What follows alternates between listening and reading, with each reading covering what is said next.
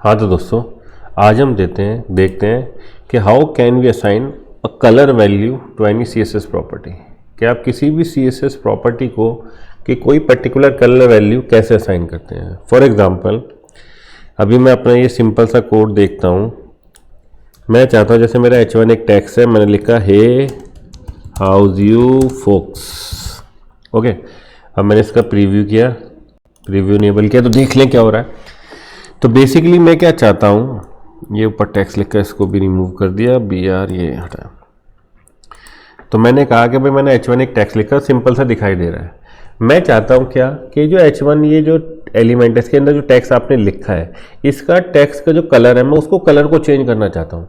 तो उन्होंने कहा कि भाई किसी भी CSS के अंदर जो आप बात करते हो कि कोई भी प्रॉपर्टी को कलर वैल्यू असाइन करने के आपके पास नंबर ऑफ वेज है। आप डिफरेंट तरीके हैं आपके पास कि आप किसी भी एलिमेंट की किसी प्रॉपर्टी को कोई भी कलर वैल्यू असाइन कर सकते हो पर्टिकुलर। कैसे? तो पहले सिंपल हम जो देखते हैं कि तो मैंने इंटरनल स्टाइल शीट यूज़ करी, तो मैंने कहा H1, अगर मुझे टेक्स्ट का कलर चेंज करना है तो मैंने लिखा कलर प्रॉपर्टी। तो कलर क्या है? CSS की कलर प्रॉपर्टी। तो मैं चाहता हूँ कि H1 का टेक्स्ट कलर चेंज हो, तो मैंने कहा रेड। तो यहाँ पे मैंने क्या यूज़ किया, यहाँ पे मैंने कलर वैल्यू स्पेसिफाई करने के लिए सीधा कलर का नेम बताया कि मैंने कहा रेड। तो H1 की जो टेक्स्ट की कलर प्रॉपर्टी है वो असाइन, उसमें वो वैल्यू असाइन हो गई रेड। तो ये पहला तरीका है, सिंपल तरीका, कि जिसमें आप किसी भी CSS प्रॉपर्टी को कोई कलर वैल्यू असाइन कर सकते हो बाय असाइनिंग अ कलर नेम। तो तुमने सबसे by writing a simple colour name, तो आपने कलर नेम राइट किया रेड, तो भाई H1 का जो टेक्स्ट कलर प्रॉपर्टी है वो क्या हो गई रेड। तो मैंने कहा क्या, तो पहला तरीका जो हमने देखा कि भाई कलर वैल्यू असाइन करनी है, तो सबसे सिंपल तरीका क्या है, बाय यूजिंग कलर नेम। तो फर्स्ट तरीका CSS के अंदर कलर वैल्यू स्पेसिफाई करने के लिए किसी भी CSS प्रॉपर्टी को, चाहे वो टेक्स्ट कलर के लिए हो, चाहे वो बैकग्राउंड कलर आप सेट करना चाहते हो। जैसे मैं H1 का बैकग्राउंड सेट करना चाहता हूँ, मैंने कहा बैकग्राउंड, ये CSS प्रॉपर्टी को मैं एक कलर वैल्यू असाइन करना चाहता हूँ। कलर चाहता हूँ कि इसके बैकग्राउंड में एक कलर सेव हो जाए, तो मैंने कहा चलो ग्रीन। तो यहाँ भी मैंने क्या करा, कलर का नेम। तो जैसे मैंने कलर नेम स्पेसिफाई किया तो इस प्रॉपर्टी को वैल्यू असाइन हो गई, ये वाला नेम ग्रीन। तो क्या हो गया, बैकग्राउंड मेरा ग्रीन हो गया। अब मुझे इसमें देखना है तो मैंने इसके टेक्स्ट कलर को क्या कर दिया, वाइट कर दिया। तो ये सबसे सिंपल वे है कि जब आप किसी भी CSS प्रॉपर्टी को कलर वैल्यू स्पेसिफाई करते हो बाय यूजिंग कलर नेम। तो फर्स्ट वे क्या हमने पढ़ा, बाय यूजिंग कलर नेम।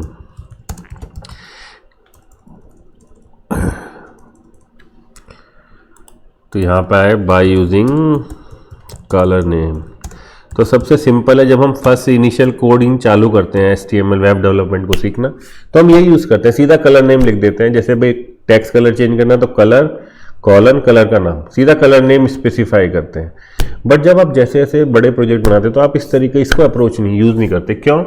क्योंकि जब आप कलर नेम यूज़ करते हो तो आपके पास लिमिटेड ऑप्शंस हो जाते हैं। क्या आप भाई जितने कलर नेम है उतने ही यूज़ कर सकते हो, तो आपके पास लिमिटेड ऑप्शन हो गए। तो आप उसकी ओपेसिटी को आप कंट्रोल नहीं कर सकते। ओपेसिटी मतलब क्या, कि जैसे dark red, light red, old lighted red, boulder, तो ये उनकी ओपेसिटी कंट्रोल नहीं होती जब आप ये वाला तरीका यूज़ करते हो कलर वैल्यू असाइन करने के लिए। क्या, सीधा कलर का नाम यूज़ करते हो। तो उन्होंने कहा भाई थोड़ा सा अच्छा सा काम करते हो, तो उन्होंने कहा दूसरा तरीका बताओ जिसके थ्रू आप different number of colours generate कर सकते हैं। तब पिक्चर में आता है क्या, बाय यूजिंग हैश कोड। तो उन्होंने कहा कि भाई हमने CSS के अंदर हर कलर के कॉरस्पॉन्डिंग एक हैश कोड असाइन किया है। जब भी आप चाहते हो कि पर्टिकुलर कलर वैल्यू असाइन करना चाहते हो तो आप उस हैश कोड का यूज़ कर सकते हो। कैसे? तो हम अपने सीधा W3 स्कूल में गए, तो मैं देखो ये यूज़ कर रहा हूँ W3 स्कूल का रिसोर्सेज, तो आप इसमें देख सकते हो W3 स्कूल कलर पिकर। तो हमने सीधा डाला W3 स्कूल कलर पिकर, पहुंच गए। तो मैंने क्या बोला कि हर रंग के कॉरस्पॉन्डिंग एक हैश कोड है। तो आप सीधा जब भी आपको पर्टिकुलर रंग असाइन करना है तो आप क्या कर सकते हो, उस हैश कोड का यूज़ कर सकते हो। जैसे भाई यहाँ पे मेरा एक पिक का कलर, कोई सा भी कलर पिक करो, कि यहाँ पे क्लिक कर दिया मैंने या यहाँ क्लिक कर दिया, तो ये देखो मेरे को ये जो वैल्यू दिखा रहा है hash something, this is the hash code. तो हर कलर के कॉरस्पॉन्डिंग एक हैश कोड है, वो आप असाइन कर सकते हो। तो मैंने हैश कोड कॉपी किया और मैंने कहा बैकग्राउंड जो कलर है वो डार्क ग्रीन ना करके ऐसा ग्रीन सेट कर दे, लाइट ग्रीन। ठीक है, तो देखो लाइट ग्रीन हो गया आपका। तो आप कलर वैल्यू असाइन कर सकते हो। फर्स्ट वे क्या, by using colour name. Second वे क्या, बाय यूजिंग हैश कोड, क्योंकि हर कलर के कॉरस्पॉन्डिंग एक हैश कोड है, तो आप उस हैश कोड का यूज़ करो तो उस बैकग्राउंड को पर्टिकुलर वो वैल्यू असाइन हो गई। तो आपने यहाँ पे कलर वैल्यू कैसे स्पेसिफाई करी, बाय यूजिंग हैश कोड। अब आता है हमारे पास क्या कि उन्होंने कहा तुम्हारे पास अभी भी तुम क्या कर सकते हो, जैसे जनरेट कर सकते हो डिफरेंट कलर।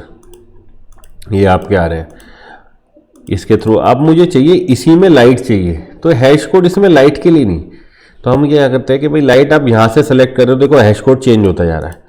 भाई आपके पास है तो हैश कोड डिफरेंट टाइप के हो, आप जितना चाहते हो उतना हैश कोड ले सकते हो। अब मैंने कहा यहाँ पर डार्केस्ट ये और लाइट, तो इस हैश कोड को यूज़ कर लेता हूँ थोड़ा सा। तो आप कलर वैल्यू हैश कोड में भी दे सकते हो, कंट्रोल सी और यहाँ पे मैंने कॉपी कर दिया कंट्रोल वी।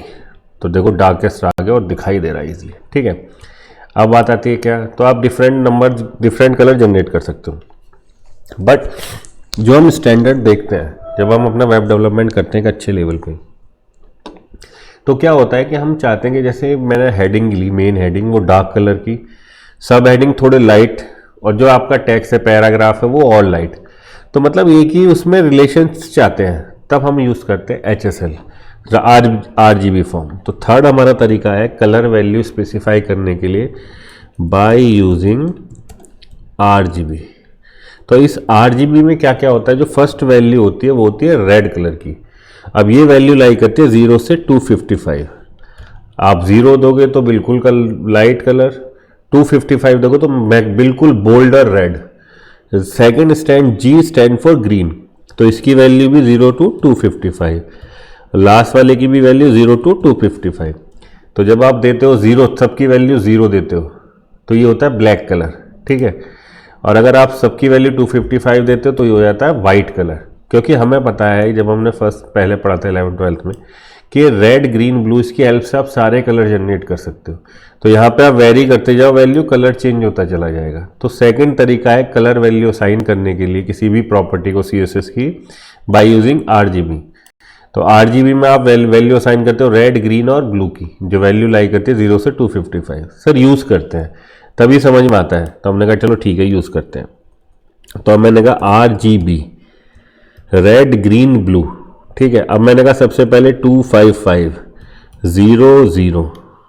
ठीक है, तो जैसे आपने कहा 25500 तो पहला रेड बाकी 0 कर दिया, तो रेड इफेक्ट आ गया।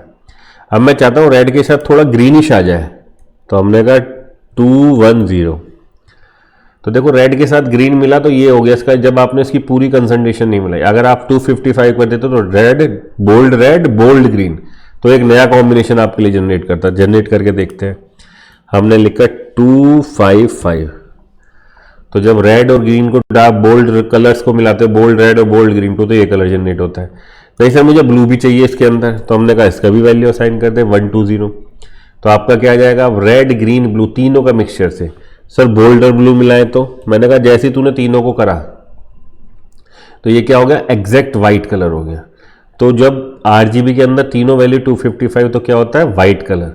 अगर मैं इसको चेंज कर दूं, मैं इसकी सारी वैल्यू कर दूं 0, ब्लू भी 0, ग्रीन भी 0 और रेड भी 0, तो ये क्या फॉर्म करेंगे, ब्लैक कलर। चीज़ समझ में आती है? तो देखो ये ब्लैक कलर फॉर्म हो गया जब रेड ग्रीन ब्लू। ठीक है, तो ये क्या हो जाता है आपका ब्लैक कलर। तो हमने थर्ड वे देखा कि बाय की कलर वैल्यू को हम कैसे स्पेसिफाई कर सकते हैं बाय यूजिंग RGB। ठीक है, अब मैं चाहता हूँ क्या कि भाई मैंने यहाँ पे लिखा 120 और इसको कर दिया 0 और इसको 0 कर दिया। ठीक है, अब इसके जो बैकग्राउंड कलर है इसको मैं हटा देता हूँ, ये H1, ये हाउस यू। ठीक है, इस बैकग्राउंड कलर को हमने कर दिया रिमूव, तो ये दिखा रहा है हे हाउस यू फोक्स। ठीक है, अब हमारे पास जो नेक्स्ट तरीका आता है वो होता है फोर्थ वन, वो है क्या, बाय यूजिंग RGBA। ठीक है, ये अब इसके अंदर देखो RGB, तो इसके अंदर भी RGB है। ये A क्या है, ये है कलर की ओपेसिटी। मतलब कि भाई आप इस ए के थ्रू इसकी कलर की ओपेसिटी कंट्रोल कर सकते हो, इसको बिल्कुल ट्रांसपेरेंट बना सकते हो या बिल्कुल ओरिजिनल कलर पर रख सकते हो। तो अल्फा की जो वैल्यू है, अल्फा यहाँ पे क्या करता है, ओपेसिटी कंट्रोल करने के लिए इसकी ए की वैल्यू या अल्फा जिसको मैं बोल रहा हूँ, अल्फा वैल्यू लाई बिटवीन किसके बीच में दोस्तों, 0 to 1। तो अल्फा की वैल्यू 0 से 1 के बीच में होती है। सर ये ओपेसिटी मतलब क्या, कि ट्रांसपेरेंसी, आप उसको पूरा ट्रांसपेरेंट बना सकते हो या बिल्कुल कलर रख सकते हो। तो इसकी वैल्यू 0 से 1 के बीच में लाई करती है। तो हमने कहा चलो देखे देखते हैं। हमने कहा RGB, कोई दिक्कत नहीं, हटाओ। तो ये कलर दिखाई दे रहा है। अब मैं इसमें थोड़ा सा टेक्स्ट और इंक्लूड कर देता हूँ। मैंने कहा S2 कोड गैलेक्सी, चला गया कोड गैलेक्सी, देन फिर लिख दिया मैंने S3 जयपुर। ओके, अब मैंने S2 S3 इन तीनों की जब थोड़ी सी वो चेंज कर देता हूँ, जयपुर की स्पेलिंग गलत कर दी। हमने कहा ये H1 को 2 बार कॉपी कर दिया, Ctrl+Shift+D, इसको बोल दिया S2, थर्ड वन को बोल दिया S3। ठीक है दोस्तों, अभी देखो तीनों सेम कलर के दिखा। अब मैंने कहा अब मैं RGBA फॉर्म यूज कर रहा हूँ, RGBA ओपेसिटी, अब मैं इसके थ्रू कर रहा हूँ। मैंने लिखा 1, तो जो एग्जैक्ट जो कलर है वही है, कोई चेंज नहीं आया। अब मैंने कहा इसको थोड़ा सा ट्रांसपेरेंट बनाते हैं। तो इसकी वैल्यू अगर आपने 1 रखी तो एग्जैक्ट कलर दिखाई दे रहा है। मैंने कहा 0.2 रख दो, देखो अब कितना ओपेसिटी हो गई।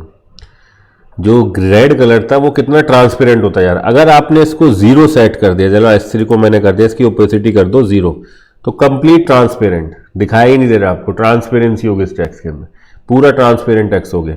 तो आप ये अल्फा जो आपके ए आता है, ये अल्फा है, इसकी वैल्यू 0 से 1 की, ये ओपेसिटी कंट्रोल करती है कि जब आप 1 देते हो तो एग्जैक्ट कलर दिखाई देते हैं। आप जैसे इसकी वैल्यू कम करते जाते हो 0.4, 0.2, 0.3, तो ये इसकी ओपेसिटी ट्रांसपेरेंसी बढ़ती जाती है और कलर घटता जाता है, जो कलर की डार्कनेस है। तो इस अल्फा के थ्रू हम कलर की ओपेसिटी कंट्रोल कर सकते हो। तो एक ही कलर में थोड़े थोड़े इसकी ओपेसिटी को कंट्रोल, ट्रांसपेरेंसी बढ़ाते चले जाते हैं, थोड़ा लाइट करते जाते हैं। इन द अदर वे में आपको बात करूँ तो ये होता है अब बाय यूजिंग RGBA। तो हमने RGBA देख लिया, इसको भी मैंने लिख दिया RGBA, यहाँ भी लिख दिया RGBA। ठीक है, अब मैंने इसकी वैल्यू थोड़ी सी बढ़ा दी, इसको कर दिया 0.5 और इसको कर दिया 0.3। ये बिल्कुल डार्क क्योंकि अब अल्फा वैल्यू 1, ये थोड़ा क्योंकि 0.5, ये थोड़ा डार्क, ट्रांसपेरेंट और ज़्यादा ट्रांसपेरेंट क्योंकि इसकी वैल्यू 0.3। ठीक है, अब आता है फिफ्थ वे कि जिस तरीके से आप किसी भी CSS प्रॉपर्टी को कलर वैल्यू असाइन कर सकते हो। तो कलर वैल्यू असाइन करने का फिफ्थ वे क्या होता है, by using HSL, by using HSL। ठीक है, आप ये HSL फॉर्म में भी वैल्यू किसी की असाइन कर सकते हो कलर की। HSL क्या है, बेसिकली फंक्शन है आपका। तो इसमें पहला H स्टैंड फॉर ह्यू, तो H स्टैंड फॉर ह्यू, इसकी वैल्यू होती है 0 से लेके 360। ठीक है, S स्टैंड फॉर सैचुरेशन, तो मैं सब कुछ लिख देता हूँ, H for hue value 0 to 60, S stand for saturation, saturation. ठीक है,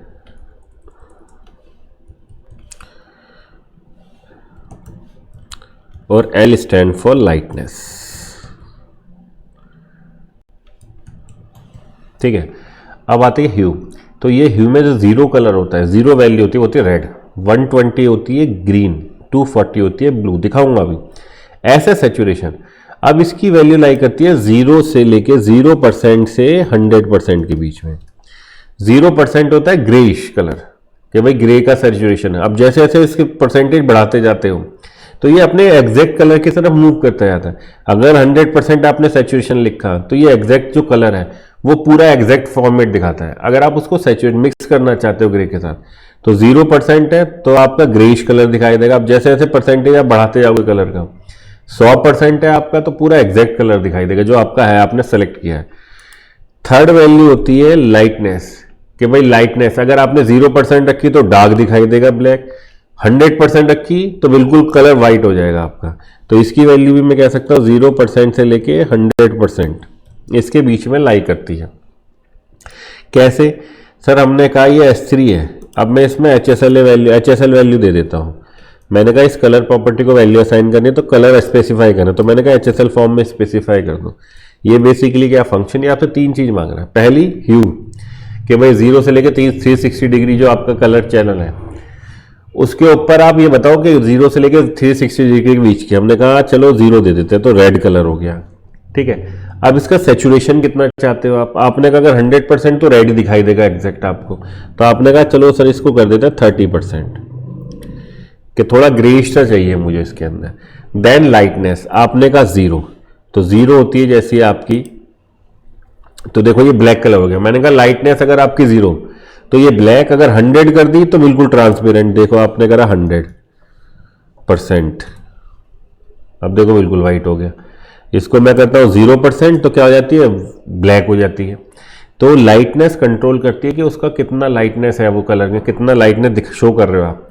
अगर आप कहते हो 0% तो बिल्कुल डार्क दिखाई देगी, 100% तो बिल्कुल वाइट दिखाई देगी, तो हम उसके बीच में ले लेते हैं। हमने कहा 60% उसके लिए। तो देखो अब ये तुम्हारे कलर दिखाई दे रहा है आपको। इसके फॉन्ट साइज को थोड़ा बढ़ा देते हैं तो जिससे हमें इसका इफेक्ट दिखता रहे, है ना। तो मैंने इसको कर दिया 60 पिक्सल फॉन्ट साइज को।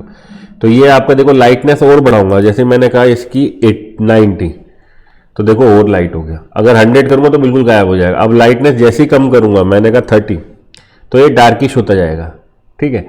तो एक ही कलर लेके आप उसको डार्क लाइट कर सकते हो, डार्क कर सकते हो, कंट्रोल कर सकते हो उसकी लाइटनेस को। ये सैचुरेशन क्या है तुम्हारा, ये तुम वैल्यू दे रहे हो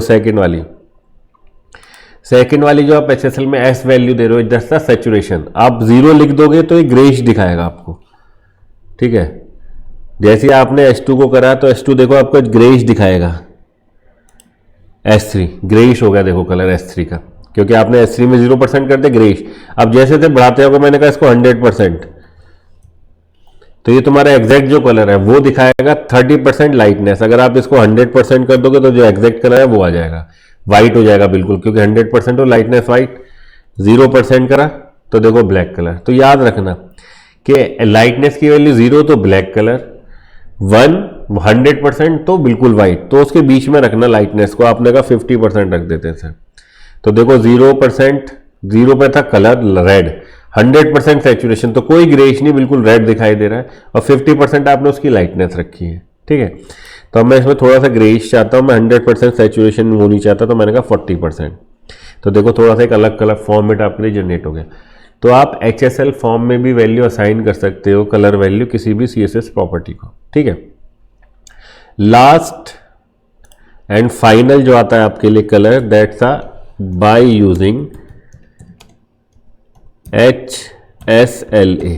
तो ए वही ओपेसिटी कंट्रोल करने के लिए कि भाई ये कलर फॉर्म हो गया आपका, चलो ठीक है, ये वाला आपने कलर फॉर्म कर लिया, मैंने इसकी ओपेसिटी 5 कर दी, पॉइंट देखो ट्रांसपेरेंट हो गया। इसकी ओपेसिटी 1 कर दी और ट्रांसपेरेंट हो गया।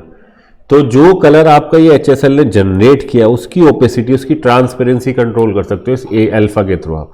तो यहाँ पे आप HSLA वैल्यू आपने असाइन किया, तो A स्टैंड फॉर अल्फा। तो जो आपने HSL में पढ़ा वही सब रूल यहाँ पे भी एप्लीकेबल है। बस एक अल्फा क्या है, इसकी ओपेसिटी ट्रांसपेरेंसी कंट्रोल कर लेगा। अगर आपने कर दिया 0 तो लो बिल्कुल ट्रांसपेरेंट कर दिया, अगर आपने कर दिया 1 तो जो आपका बिल्कुल ट्रांसपेरेंट नहीं है, जो कलर है वही दिखा रहा है। तो उसमें ट्रांसपेरेंसी ऐड करने के लिए आप HSLA का ये इस फॉर्म में वैल्यू असाइन कर सकते हो कलर की, ठीक है। तो मैंने कहा कि CSS के अंदर कलर वैल्यू स्पेसिफाई करने के लिए आपके पास ये 5 डिफरेंट वे हैं। तो पहला तो क्या कि भाई किसी भी CSS प्रॉपर्टी को कलर वैल्यू असाइन करनी है तो बाय यूजिंग कलर नेम, आप सीधा कलर नेम यूज करो। सेकंड क्या, यूजिंग हैश कोड, तो कलर के इक्विवेलेंट जो हैश कोड है वो यूज करो। थर्ड RGB फॉर्म के रेड ग्रीन ब्लू, इसका जो कॉम्बिनेशन है 0 से 255, इनके बीच की वैल्यू असाइन करो 3, तो RGB वैल्यू के थ्रू कर सकते हो। फिर RGB आया, then HSL hue, saturation, lightness, then finally HSLA। अब जो ह्यू आपका HSL फॉर्म है इसको देख लेते हैं। इसको जैसे यहाँ पे देखो ह्यू, सैचुरेशन, लाइटनेस सब चीज दिखा रहा है। ये RGB आपका ग्रीन उसके लिए, ठीक है। अब मैं देखो यहाँ पे कंट्रोल करता हूँ तो मैं यहाँ पे लगा देता हूँ सीधा, गूगल पे कर लेते हैं HSL कलर पिकर। तो देखो आपका W3 स्कूल आ जाएगा, कलर HSL, ठीक यूज किया इसको, सीधा देखो आप आपको कोई कलर चाहिए, ठीक है, 0% पे रेड,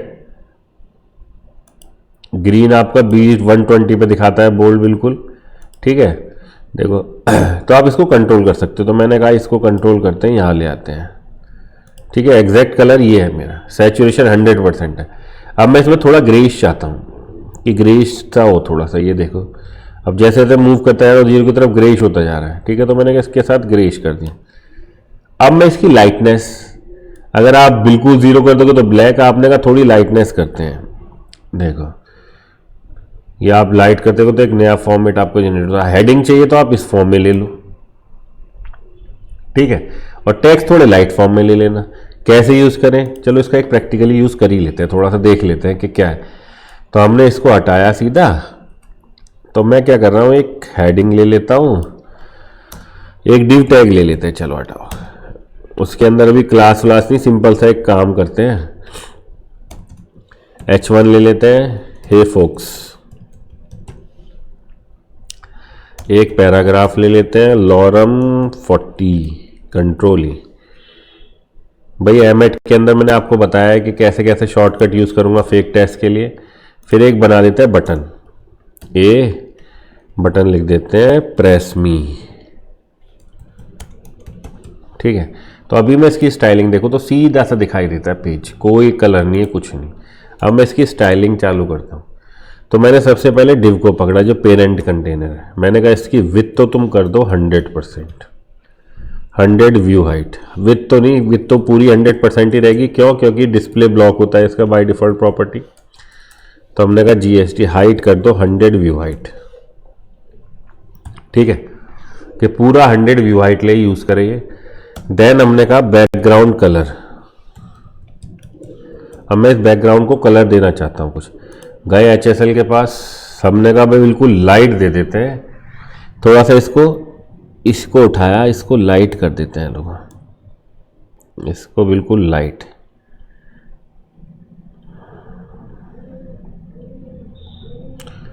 ठीक है। इसको आप HSL वैल्यू उठाई, control C, background colour set कर दिया दिस वन।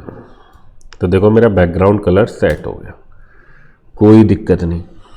अब मैंने कहा जो इस डिव के अंदर जितने भी टेक्स्ट हैं सबको सेंटरली अलाइन कर दो। तो हमने लिखा टेक्स्ट अलाइन, इसको असाइन कर दिया सेंटर, कि भैया सेंटर में अलाइन कर दो, तो सब चीज़ टेक्स्ट सेंटर में आ गई। मैंने कहा पैडिंग क्रिएट कर देते हैं हर एलिमेंट के लिए, टॉप बॉटम 10 पिक्सल, ठीक है। तो देखो ऊपर से पैडिंग क्रिएट हो गई थोड़ी सी, तो हर टॉप बॉटम पैडिंग भी आपकी बन गई, कोई दिक्कत नहीं। अब मैंने कहा ये जो एलिमेंट है, ये जो H1 है, इसको थोड़ा स्टाइल करते हैं, हमने कहा H1, ठीक है। मैंने कहा इसका सबसे पहले टेक्स्ट कलर चेंज करता हूँ मैं, उन्होंने कहा क्या, तो हमने कहा इसकी लाइटनेस चीज़ को थोड़ा कम करते हैं, इसी में लेके आता जा रहा हूँ, ठीक है। मैंने इसको उठाया और यहाँ पे प्लेस कर दिया, ठीक है, कोई दिक्कत नहीं। अब मैंने क्या करा, जो इसके कैरेक्टर्स हैं इनमें थोड़ी सी स्पेसिंग चाहता हूँ, तो इसके लिए हम यूज़ करते हैं लेटर स्पेसिंग। अभी आपको बेसिक नहीं है अगर ये टर्म प्रॉपर्टीज़ का, तो एक आगे मेरी वीडियोस में देख लो, मैं उसमें एक्सप्लेन किया है।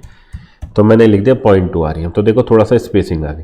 अब मैं चाहता हूँ ये जो है टेक्स्ट, इसका जो हर वर्ड है, हर वर्ड का पहला कैरेक्टर जो कैपिटलाइज हो, तो मैंने कहा text transform, text transform property का यूज़ किया जब मैं टेक्स्ट को ट्रांसफॉर्म करना चाहता हूँ, किसमें मैं चाहता हूँ कि कैपिटलाइज हो जाए। कैपिटलाइज मतलब कि हर वर्ड का पहला कैरेक्टर कैपिटलाइज हो जाए, कोई दिक्कत नहीं, ठीक है, आपका कैपिटलाइज हो गया, ये आपको दिखाई दे रहा है। अब हम आए बटन के अंदर, ये जो बटन है, टेक्स्ट आपका चाहते हो तो इसका टेक्स्ट फॉर्मेट कलर भी चेंज कर सकते हो आप। तो आपने कहा चलो सर टेक्स्ट कलर चेंज कर लेते हैं थोड़ा सा, हमने कहा चलो देख लेते हैं भाई। तो हमारे P के अंदर हमने कहा इसका कलर कर दो ब्लैक, देखे कैसा लगता है। तो ब्लैक ही ऑलरेडी था बाय डिफॉल्ट, तो ब्लैक ही दिखाई दे रहा है आपको अभी। तो मैंने कहा थोड़ा सा इसका लाइट कलर ले लेते हैं, ठीक है। तो इसका लाइट कलर के लिए क्या करें, तो थोड़ा सा और मिक्सचर सा क्रिएट करते हैं। देखो एग्जैक्ट कलर तो ये है, अभी इसको यहीं रखा, इसकी लाइटनेस कम देते हैं थोड़ी सी, ठीक है। इस वैल्यू को उठाया और जो आपको अच्छा लगे कलर वो आप सेट कर सकते हो, जैसा भी आपको टेक्स्ट अच्छा लगे। तो ये थोड़ा सा डार्क ज़्यादा लाइट हो गया तो इसको थोड़ा सा डार्क कर लेते हैं भाई, हटा लेते हैं इसको, control C, control V. Oh my god, दिखाई दे रहा है टेक्स्ट। चलो दिक्कत नहीं, कोई दिक्कत नहीं, वो तो हम जैसे जैसे करते आएंगे। तो मैं चाहिए तो वो थोड़ा लाइटनेस कम कर दो इसकी और दिख जाएगा आपको। तो देखो 49 चेंज नहीं हो रहा। सैचुरेशन आप चेंज नहीं, आप लाइटनेस चेंज कर रहे हो, चाहो तो सैचुरेशन भी चेंज कर सकते हो, जहाँ भी आपको अच्छा लगे कॉम्बिनेशन वो बना लेना और अप्लाई कर देना बेचारे पैराग्राफ के ऊपर। ठीक है, अब बात आती है बटन। सर इस बटन की स्टाइलिंग करते हैं। हमने कहा ये बटन सही है, तो हमने कहा भाई एंकर टैग, इसको मैं बटन की तरह ट्रीट करना चाहता हूँ। तो मैंने सबसे पहले तो कहा इसका फॉन्ट साइज बढ़ाओ सर। हमने कहा भाई तेरा फॉन्ट साइज इसको कर ले तो 25 पिक्सल। जैसे का फॉन्ट साइज बढ़ा, मैंने कहा लेटर स्पेसिंग कि भाई तेरे जो लेटर्स हैं उनके बीच में स्पेस क्रिएट कर ले 0.1 REM का। तो देखो थोड़ा स्पेसिंग हो गया, 0.2 REM है तो ज़्यादा अच्छा दिखेगा, 0.2 REM कर दिया और स्पेस क्रिएट हो गया। ठीक है, अब मैंने कर दिया जो इसके नीचे ये आ रही है अंडरलाइन, इसको हटाना। तो इसको हमने कहा टेक्स्ट डेकोरेशन। इसका काम क्या है, टेक्स्ट को डेकोरेट करना। मैंने कि नन, मुझे कुछ नहीं चाहिए नन टेक्स्ट डेकोरेशन। तो देखो इसने इसके नीचे से हटा दिया। अब मैंने कहा ये जो मेरा एलिमेंट है इसके चारों तरफ बॉर्डर क्रिएट कर दो। तो हमने कहा बॉर्डर, तो हमने कहा 2 पिक्सल सॉलिड और यही कलर ले लेता हूं जो आपका H1 का लिया है मैंने, HSL, control C, 2 pixel solid और ये वाला कलर। ठीक है, इसने असाइन कर दिया। अब मैंने कहा टेक्स्ट कलर कर दो चेंज। मैंने कहा कलर, भाई जो इसका कलर है ये भी टेक्स्ट कलर भी ये ले लेता हूँ बॉर्डर वाला। ठीक है, तो ये मेरा आ गया कलर। अब मैंने कहा ये जो बॉर्डर है और इस टेक्स्ट कंटेंट के बीच में थोड़ी स्पेसिंग होनी चाहिए, पैडिंग करनी चाहिए। तो उसके लिए हम यूज़ करते हैं पैडिंग। CSS बॉक्स मॉडल में मैंने इसको एक्सप्लेन किया। मैंने कहा 20 पिक्सल। तो देखो अब कंटेंट और इसके बीच में एज आ गया, थोड़ी ज़्यादा डिस्टेंस हो गया, अब से इसको कर दिया 10 पिक्सल। तो देखो दिखाई दे रहा है कि भाई 10 पिक्सल आ गया। अब पैराग्राफ में थोड़ा सा नीचे स्पेस क्रिएट कर देता हूँ। हमने कहा मार्जिन बॉटम। अगर आपको थोड़ा सा कंफ्यूज हो रही है तो कोई दिक्कत नहीं, डरना मत, ये तो मैं आप केवल लिख रहा हूँ थोड़ा सा दिखाने के लिए, सजावट के लिए। मार्जिन बॉटम P के अंदर 16 पिक्सल। ठीक है, इसको और बढ़ा देते हैं थोड़ा सा, 36 पिक्सल कर देते हैं। तो देखो नीचे आ गया।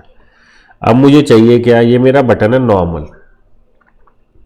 ठीक है, तो ये दिखाई दे रहा भाई, कलर भी दिखाई दे रहा। अब मैं जब इस पर हॉवर करूं तो ये इसका बैकग्राउंड कलर चेंज हो जाए और टेक्स्ट कलर में इसको वाइट करना चाहता हूं। तो मैं थोड़ी सी प्रॉपर्टी लगा दी। मैंने कहा ए हॉवर मतलब जब मैं इस पर माउस लेके आऊँ तो ये चेंज होना चाहिए। मैंने कहा इसका बैकग्राउंड, इसका जो बैकग्राउंड कलर है वो तो यही हो जाए जो डार्क वाला है हमारा। ठीक है, और जो इसका टेक्स्ट कलर है वो हो जाए वाइट। अब देखना जैसे आप इस पर हॉवर करोगे, देखो बैकग्राउंड ये कलर वाइट, देखो कितना अच्छा लग रहा है। ठीक है दोस्तों, अब आप चाहते हो कि जब मैं इस पे आऊँ तो थोड़ा ना स्मूथली ट्रांजिशन हो। अभी तो जैसे लेके आते एकदम से ट्रांजिशन हो जाता है, मैं कहा स्मूथली, तब हम उसके लिए यूज़ करते हैं CSS की ट्रांजिशन प्रॉपर्टी। ये कहता है क्या चेंज तुम ट्रांजिशन स्मूथ चाहते हो। मैंने कहा जितने भी मैं ट्रांजिशन लिख रहा हूँ वो सारे के सारे ऑल स्मूथ। और कितने सेकेंड में, मैंने कहा 2 सेकेंड में हो। कैसे हो, तो मैंने कहा लीनियर हो, एक लीनियरली हो चेंज। देखो अब एक लीनियर ऑर्डर में आ रहे हैं। अभी तक क्या होता, जैसे मैं लेके आता था एकदम से हो जाता था, अब ये स्मूथली चेंज हो रहा है। ठीक है, अब ये 2 सेकेंड ज़्यादा लग रही है तो मैंने इसको 1 सेकेंड कर दिया। अब 1 सेकेंड में ज़्यादा लग रही है तो 0.4 सेकेंड कर दिया। देखो ठीक है, तो इस तरीके से मैं कलर को जो यूज़ करूँगा अपने प्रोजेक्ट्स में, मैं ऐसे ही बटन बनाऊंगा, स्पेसिफाई करूँगा उसकी प्रॉपर्टीज, और यही आपको इफेक्ट दिखाई देंगे। कलर स्पेसिफाई करने के लिए मैं कौन सी तरीका फॉर्म यूँगा, HSL फॉर्म। इसमें मैं कलर की वैल्यू को स्पेसिफाई करूँगा। ठीक है, आई होप सो कि आपको समझ में आ गया होगा। ठीक है, कलर को कैसे स्पेसिफाई, कलर वैल्यू कैसे असाइन करेंगे, RGB फॉर्म में लो, RGB में लो, किसी में भी ले सकते हो आप। ठीक है, चलिए, थैंक्स।